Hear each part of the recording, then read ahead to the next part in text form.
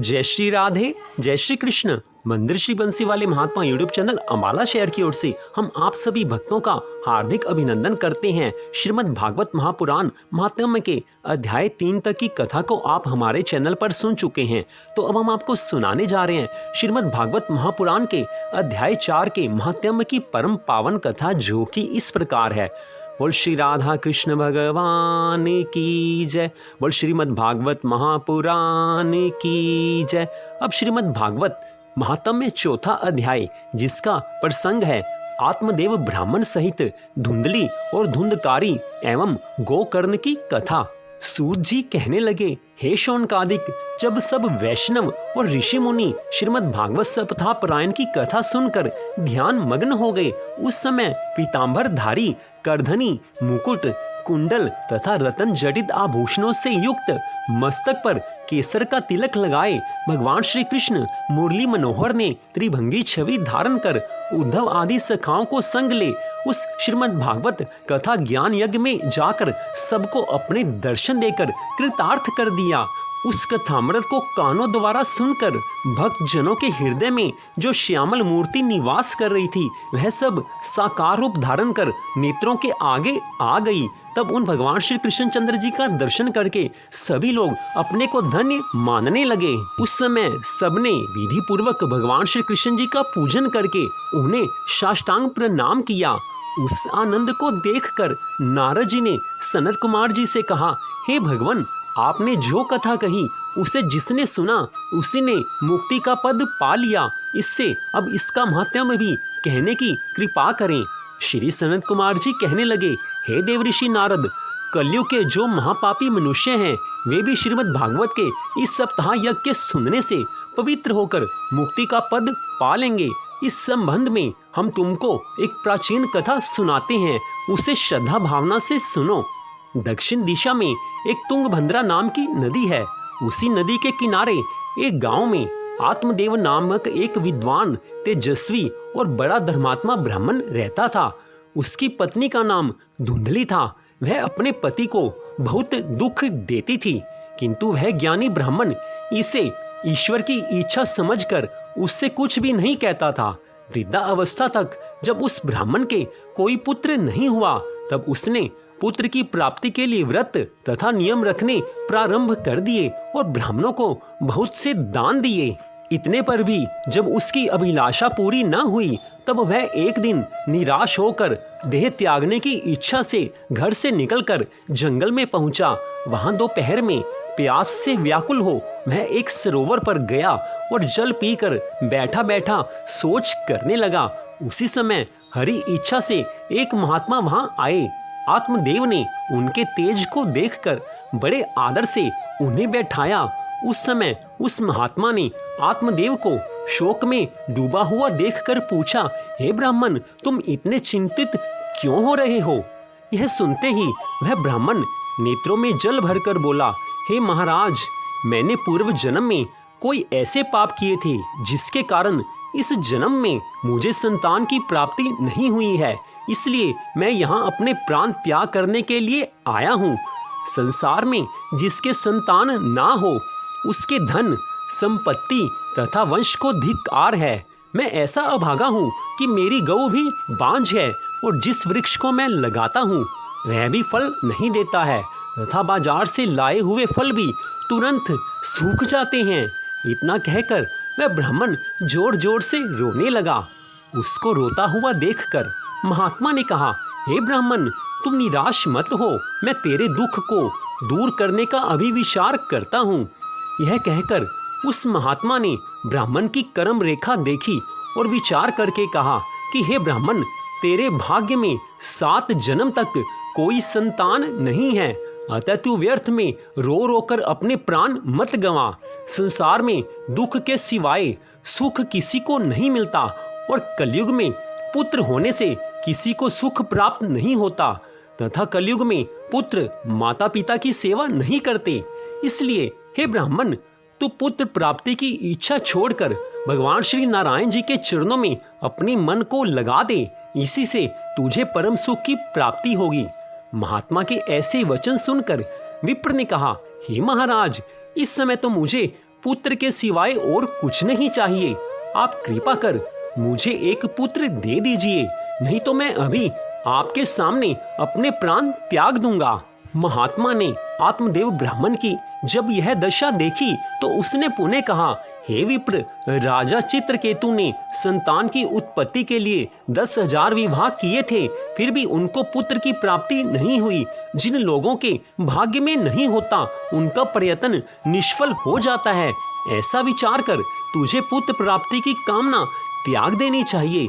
ये बात सुनकर ब्राह्मण बोला, हे महात्मा जी, आप यह जो भी ज्ञान का उपदेश दे रहे हैं यह मुझे अच्छा नहीं लगता है। आप अब कृपा करके कोई ऐसा उपाय बतलाइए जिससे मैं पुत्र का पिता बन सकूं। आत्मदेव का इस प्रकार हठ देखकर महात्मा ने उसे एक फल दिया और कहा, यदि तेरी ऐसी ही इच्छा है तो तू यह फल ले जाकर अपनी स्त्री को खिला दे। ईश्वर चाहेंगे तो तुझे पुत्र प्राप्त हो जाएगा। इतना कहकर वह महात्मा तो चले गए और आत्मदेव ने घर पर आकर अपनी स्त्री से कहा कि इस फल के खाने से तेरे पुत्र हो जाएगा, अतः तुम इस फल को खा लेना।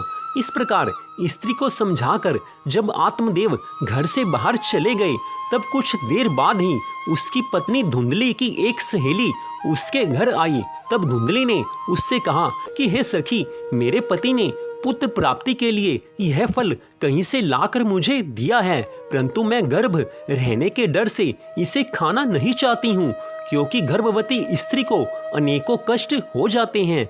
इससे न तो मैं अपनी सहेलियों से मिल सकूंगी और न गा बजा सकूंगी। गर्भ रहने पर प्रसव की पीड़ा मुझसे सहन नहीं होगी, और यदि पुत्र सकुशल पैदा हो भी गया तो भी उसके लालन पालन में बहुत कष्ट होगा। बच्चा जो मलमूत्र से वस्त्रों को गंदा कर देता है, उस दुर्गंध को भी मैं नहीं सह सकती।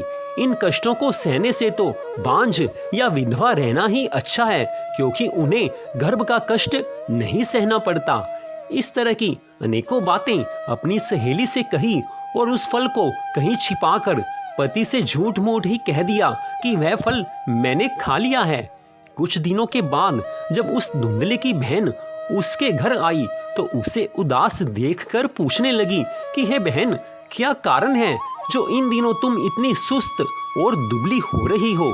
तब धुंधली बोली, मेरे पति ने पुत्र प्राप्ति के लिए कहीं से एक फल लाकर मुझे खाने को दिया था, सो मैंने प्रसव पीड़ा के कष्ट को सोचकर वह फल नहीं खाया और उनसे झूठ बोल दिया कि मैंने उसे खा लिया है।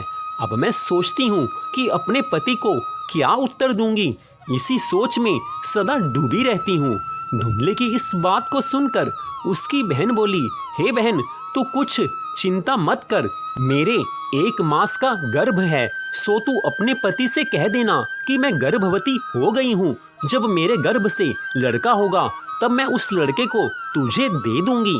इस प्रकार तेरे पति को कुछ भी पता न चलेगा और वह फल जो रखा है उसे अपनी गाय को खिला दे ताकि उसे कोई देख ना सके। अपनी बहन की यह बात सुनकर धुंधली बहुत प्रसन्न हो गई।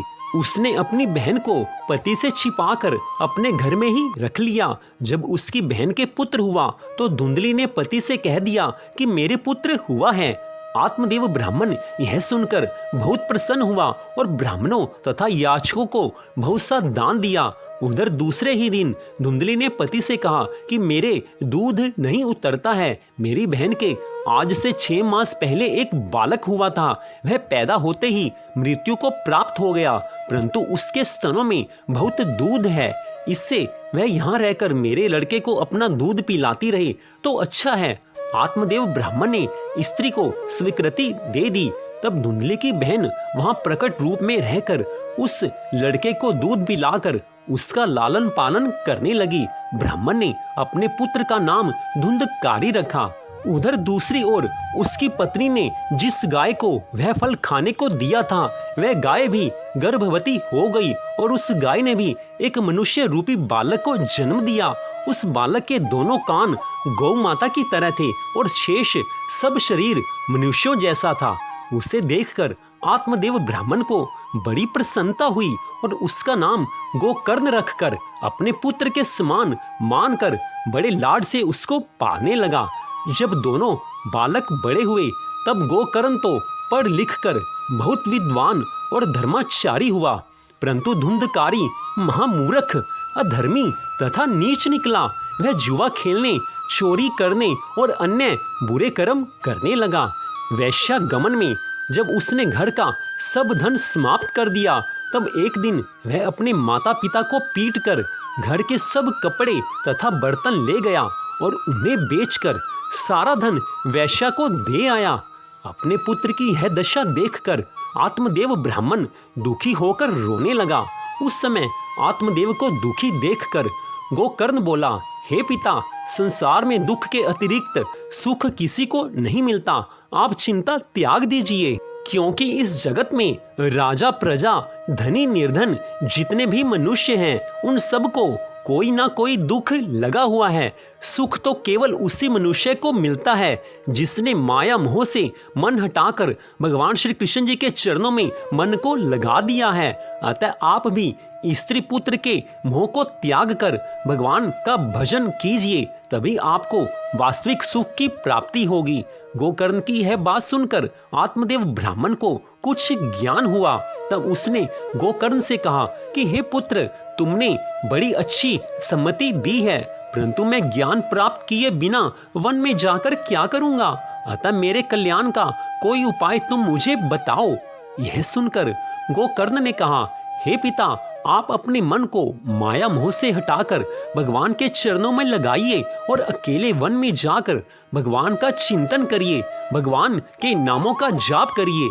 इस साधन से आप अवश्य ही मोक्ष को प्राप्त कर लेंगे। इस प्रकार गोकर्ण की वाणी से प्रभावित होकर आत्मदेव ब्राह्मण ने घर छोड़ दिया और वन की यात्रा की।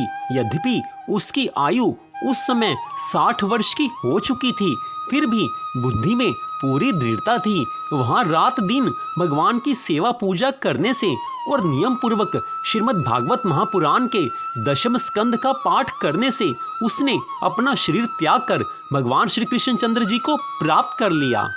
तो इस प्रकार श्रीमद् भागवत महापुराण के भागवत महात्म्य के चौथे अध्याय की कथा का यहीं पर विश्राम होता है। आप इस कथा को मंदिर श्री बंसी वाले महात्मा यूट्यूब चैनल अम्बाला शहर की ओर से सुन रहे थे।